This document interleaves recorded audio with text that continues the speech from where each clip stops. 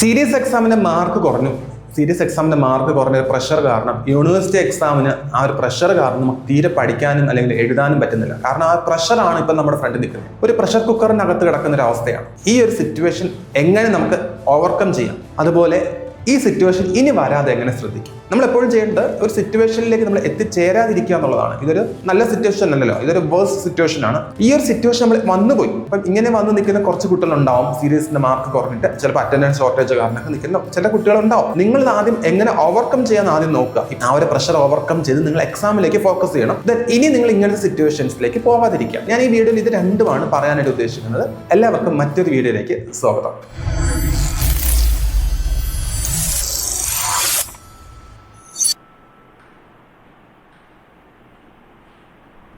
വീഡിയോയിൽ ഞാൻ പറയാൻ ഉദ്ദേശിച്ച രണ്ട് കാര്യങ്ങൾ പറഞ്ഞു. ആദ്യം സീരീസിന്റെ മാർക്ക് കുറയാനുണ്ടാവുന്ന സാഹചര്യം എങ്ങനെ ആ ഒരു സിറ്റുവേഷനിലേക്ക് പോകാതിരിക്കാം എന്ന് നമുക്ക് ആദ്യം ശ്രദ്ധിക്കാം. കഴിഞ്ഞ ദിവസം യൂട്യൂബിൽ വീഡിയോയുടെ താഴെയായിട്ടൊരു കമന്റ് വന്നു, ഇതുപോലെ സീരീസിന്റെ മാർക്ക് കുറവാണ്, എന്താ ചെയ്യാൻ പറ്റുന്ന ഒരു സപ്പോർട്ട് എങ്ങനെ ഹാൻഡിൽ ചെയ്യാം എന്നൊരു ഒരു ക്വസ്റ്റ്യൻ ചോദിച്ചായിരുന്നു. അതിനെ ബേസ് ചെയ്തിട്ടാണ് ഇപ്പോൾ ഈ വീഡിയോ ഇടുന്നത് തന്നെ. അപ്പൊ നമ്മൾ ചിന്തിക്കേണ്ടത്, നമുക്ക് ഫ്രീ ആയിട്ട് കിട്ടുന്ന കുറച്ച് മാർക്സ് ഉണ്ട്. നമ്മൾ ഫ്രീ ആയിട്ട് കിട്ടുക എന്ന് പറഞ്ഞാൽ യൂണിവേഴ്സിറ്റി എക്സാം എഴുതുന്ന അത്രയും സ്ട്രഗിൾ ചെയ്യാതെ നമ്മളെന്ന് മനസ്സ് വെച്ച് കഴിഞ്ഞാൽ നമ്മുടെ ഒരു നോർമൽ ആക്ടിവിറ്റിയിലൂടെ തന്നെ നമുക്ക് മാർക്സ് സ്കോർ ചെയ്യാൻ പറ്റുന്ന ചില കാര്യങ്ങളുണ്ട്. അതിലൊന്നാണ് അറ്റൻഡൻസ്. ഈ അറ്റൻഡൻസ് എന്ന് ഉദ്ദേശിക്കുന്നത് നമുക്ക് അറിയാവുന്ന കാര്യമാണ്. 2024 സ്കീം അനുസരിച്ചിട്ട് ഒരു സബ്ജക്ട് എന്ന് പറയുന്നത് ടോട്ടൽ 100 മാർക്സ് ആണ് കാൽക്കുലേറ്റ് ചെയ്യുന്നത്. ഈ 100 മാർക്സിൽ സെമസ്റ്റർ എക്സാമിൽ ഒരു പേപ്പറിന് 60 മാർക്സും ഇന്റേണൽ 40 മാർക്സ്. ഈ 40 മാർക്സിൽ 26 മാർക്സ് ആണ് നമുക്ക് ഇന്റേണൽ വേണ്ടത്. 26ന് താഴെ ആയി കഴിഞ്ഞാൽ ഇന്റേണൽ അണ്ടർ ആയി. യൂണിവേഴ്സിറ്റി എക്സാം ആണെങ്കിലും 24 മാർക്സിന് താഴെ പോകാൻ പാടില്ല. ഓക്കെ, അതായത് ടോട്ടൽ 50 മാർക്സ് ആണ് ഉദ്ദേശിക്കുന്നത്. ടോട്ടൽ 50 മാർക്സിന്റെ മേലെ നിൽക്കുകയും വേണം. അപ്പോൾ 26 മാർക്സ് എന്ന് പറയുന്നത്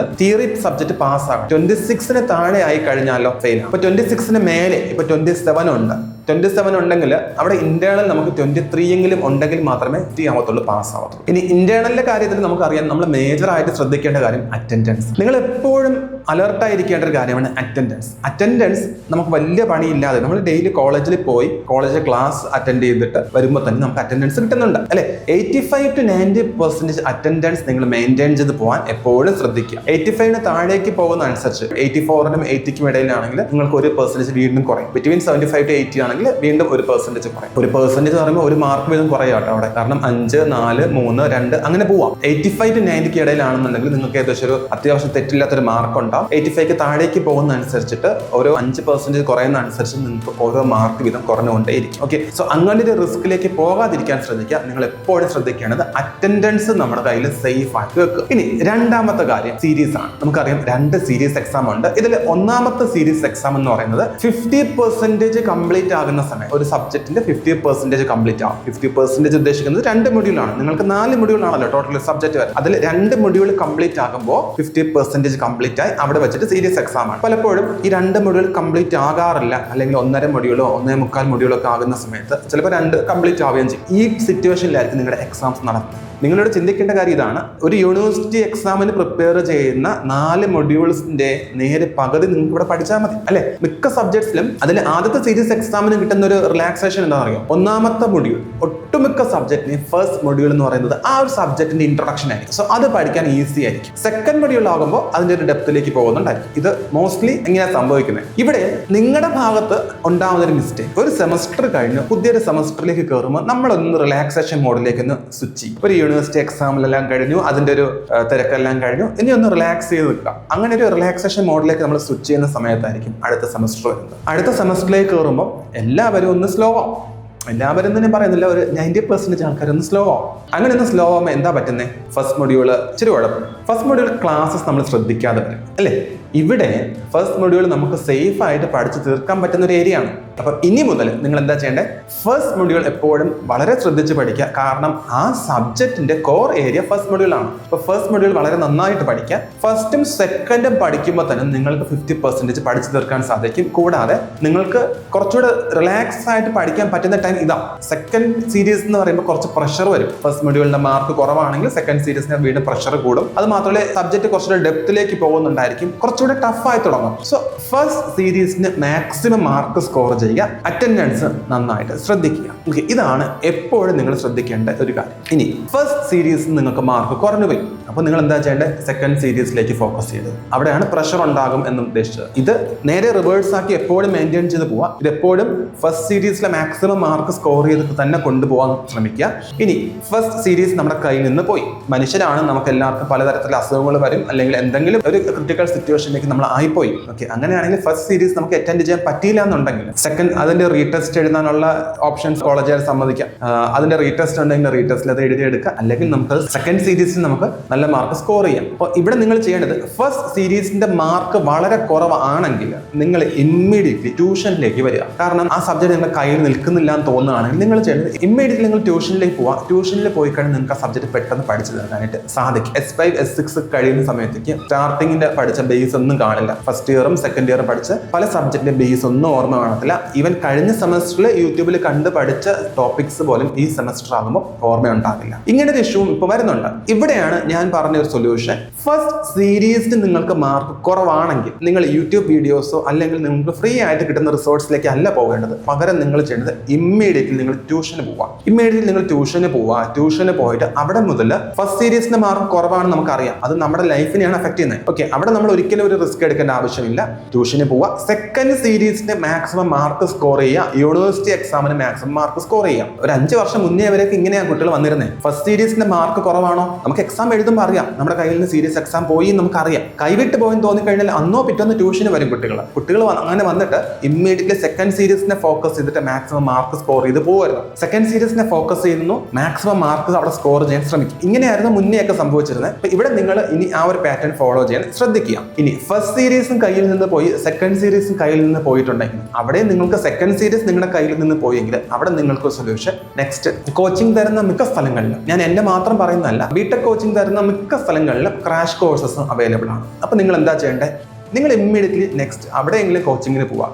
ഫസ്റ്റ് സീരീസ് കഴിഞ്ഞ് കോച്ചിങ്ങിന് പോകാത്ത ആൾക്കാർ സെക്കൻഡ് സീരീസ് കഴിഞ്ഞെങ്കിലും കോച്ചിങ്ങിലേക്ക് പോവുക. ഇത് ഇവിടെ തന്നെ വരണം എന്നല്ല ഞാൻ ഉദ്ദേശിക്കുന്നത്. നിങ്ങൾക്ക് കേരളത്തിൽ ഒത്തിരി സ്ഥലങ്ങളിൽ നിങ്ങൾക്ക് ബിടെക് കോച്ചിങ് ലഭ്യമാണ്. നിങ്ങൾക്ക് വിശ്വാസമുള്ള സ്ഥലത്തേക്ക് നിങ്ങൾക്ക് പോവാം. ഓക്കെ, അപ്പോൾ നിങ്ങൾ എപ്പോഴും ഫോക്കസ് ചെയ്യേണ്ടത് നിങ്ങളുടെ മാർക്സ് ആണ് നിങ്ങൾക്ക് നാളെ ഒരു ഫ്യൂച്ചർ തരുന്നത്, അല്ലേ? സോ നിങ്ങൾക്ക് മാർക്സ് കിട്ടാനായിട്ട് നിങ്ങൾ അവിടെ ഒരു കോംപ്രമൈസ് ചെയ്യരുത്. സോ ഇതാണ് ഫസ്റ്റ് സീരീസും സെക്കൻഡ് സീരീസും നിങ്ങളുടെ കയ്യിൽ നിന്ന് പോയി കഴിഞ്ഞാൽ നമുക്കൊരു സൊല്യൂഷൻ. ഇനി ഇത് രണ്ടും പോയി അവിടെ നമ്മൾ അങ്ങനെ ഒരു കോച്ചിങ്ങിലൊന്നും പോയില്ല, സെൽഫായിട്ട് ലേൺ ചെയ്യുന്നു, അല്ലെങ്കിൽ ഫ്രീ ആയിട്ട് കിട്ടുന്ന റിസോഴ്സസ് യൂട്യൂബ് വീഡിയോസും ടെലിഗ്രാമിലും വാട്സാപ്പിലും കിട്ടുന്ന PDF നോട്ട്സും ഒക്കെ അത് വെച്ചിട്ട് കാണാതെ പഠിക്കാൻ ശ്രമിക്കുകയാണെങ്കിൽ അത് നിങ്ങൾക്ക് വീണ്ടും റിസ്ക് കൂടുന്നതേ ഉള്ളൂ, റിസ്ക് കുറയുന്നില്ല. യൂണിവേഴ്സിറ്റി എക്സാം നമ്മുടെ ഫ്രണ്ടിൽ കയ്യിൽ നിന്ന് പോകുന്നില്ല എന്ന് ഉറപ്പുവരുത്താനായിട്ട് ഞാൻ ഈ പറഞ്ഞ കാര്യം ശ്രദ്ധിക്കുക. ഇനി സീരീസ് എക്സാമിന് മാർക്ക് ഉണ്ടെങ്കിൽ പോലും തൽക്കാലം എന്തൊക്കെയോ തട്ടിക്കൂട്ടി പഠിച്ചിട്ട് സീരീസ് എക്സാം പാസ്സായി, പക്ഷെ ആ കാര്യം അറിയില്ല എന്നുള്ള സത്യം അതുമുണ്ട്. ചില കുട്ടികൾക്ക് കാര്യം അറിയില്ല, എന്തൊക്കെയോ പഠിച്ചു സീരീസ് എക്സാം പാസ്സായി. ഓക്കെ, അങ്ങനെ വരുന്നവരുണ്ട്. അവിടെ നമ്മൾ ശ്രദ്ധിക്കേണ്ട ഒരു കാര്യമുണ്ട്,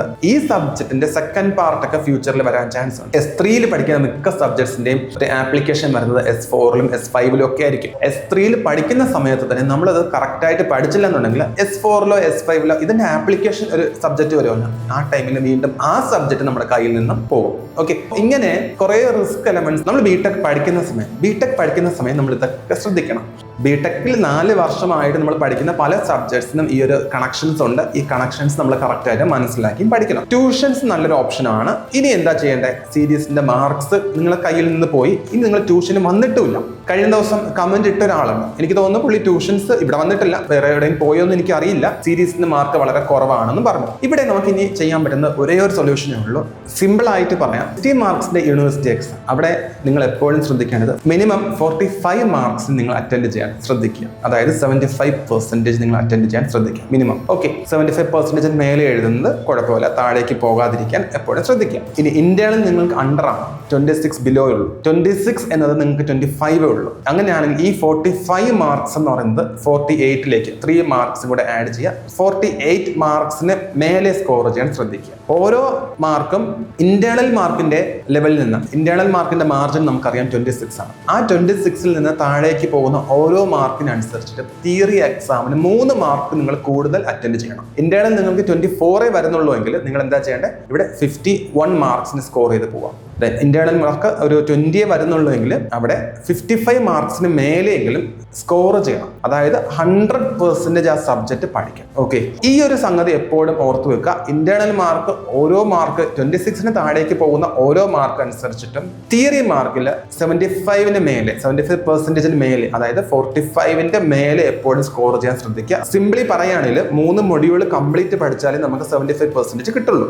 4ാമത്തെ മൊഡ്യൂൾ നമ്മൾ എത്രത്തോളം പഠിക്കുന്നു, 4ാമത്തെ മൊഡ്യൂൾ ഞാൻ ഉദ്ദേശിക്കുന്ന കറക്റ്റ് ഓർഡറിലല്ല. നമ്മൾ ഏതെങ്കിലും 3 മൊഡ്യൂൾ നന്നായിട്ട് പഠിക്കുന്നു, ഏതെങ്കിലും ഒരു മൊഡ്യൂൾ സ്കിപ്പ് ചെയ്ത് പോവാം, അങ്ങനെ പഠിച്ച് ശീലിക്കുക. ഓക്കെ, ആ സ്കിപ്പ് ചെയ്യുന്ന മൊഡ്യൂൾ നിങ്ങൾ എത്രത്തോളം നന്നായിട്ട് പഠിക്കുന്നോ അതിനനുസരിച്ച് നിങ്ങൾക്ക് ഇന്റേണലും കൂടെ സേഫ് ആക്കാനായിട്ട് സാധിക്കും. മറ്റൊരു കാര്യം കൂടെ പറയാനുള്ളത്, പ്രീവിയസ് ക്വസ്റ്റ്യൻ പേപ്പർ മാത്രം അനലൈസ് ചെയ്തിട്ട് ഒരിക്കലും ഒരു എക്സാമിന് പ്രിപ്പയർ ചെയ്യരുത്. ഒരു 40% ക്വസ്റ്റ്യൻസ് ഒക്കെ പ്രീവിയസ് ക്വസ്റ്റ്യൻ പേപ്പറിൽ നമുക്ക് കിട്ടും.